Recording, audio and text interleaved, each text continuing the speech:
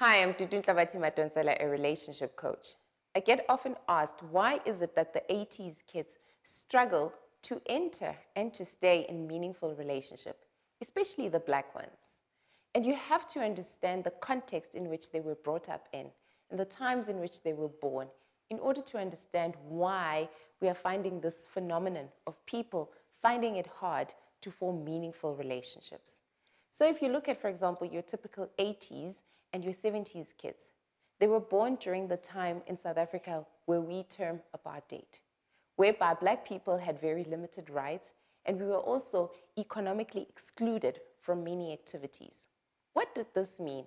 It meant that the breadwinners, which were usually the fathers, had to leave the homes in order to find jobs, usually in provinces outside where they live, in order for them to be able to feed the family. So this was the migrant labor system. And what did this mean? It meant that the father didn't come home that often, and the mother was left with the kids in order to make a living and to look after the family. So what then happened?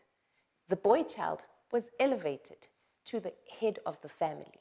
So what you find typically is a lot of South African women would argue that our men don't want to be questioned. Our men don't want to be held accountable for their actions. But just imagine you're a child whereby you were elevated to that status at home. So when you walked into a room, your presence was felt all the time. When you wanted to speak, people listened to you. And most of the time, because you were doing things for the greater good of the family, sometimes your intentions and your actions were not questioned.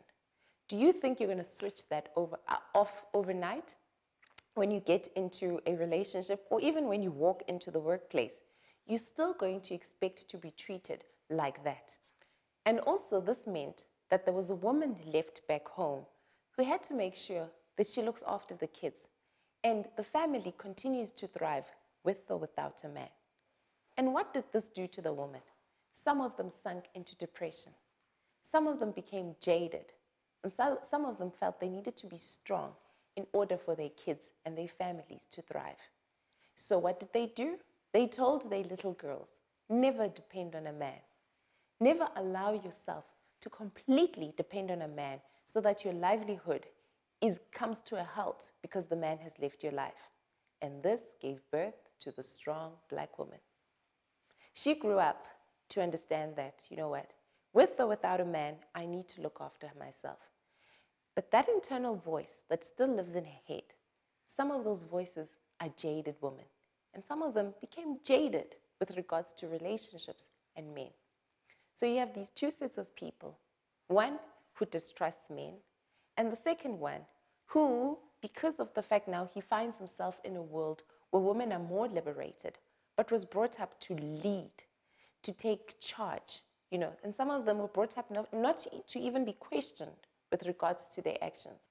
So now you have a woman who's going out there into the big, bad world, and she was taught, you need to be strong, you need to fend for yourself, and you mustn't trust men. Then on the other hand, you have a guy whereby he was raised to lead, to dominate, and sometimes he was not even questioned about his intentions and actions. And he's coming into this big world where women are liberated, where women are encouraged to speak up.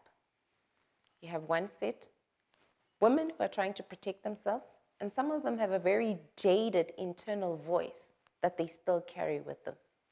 And you have guys who need to now adjust to this modern world, and they come with some traditional values.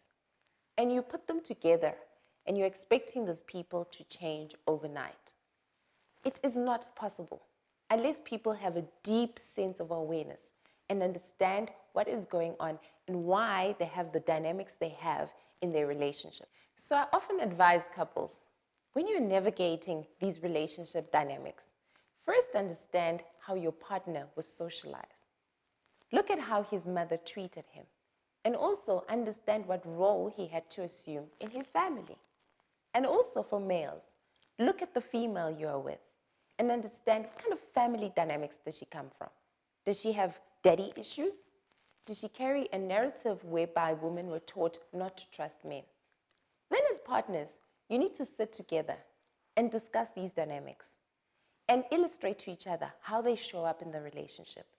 But in order for you to move past that place where you feel stuck, or you're with somebody who doesn't understand you, or somebody who expects to be treated in a way that is not sustainable in a relationship, what you need to do is that you need to approach this with empathy. You need to understand that I'm dealing with somebody who is socialized very differently to how I've been brought up.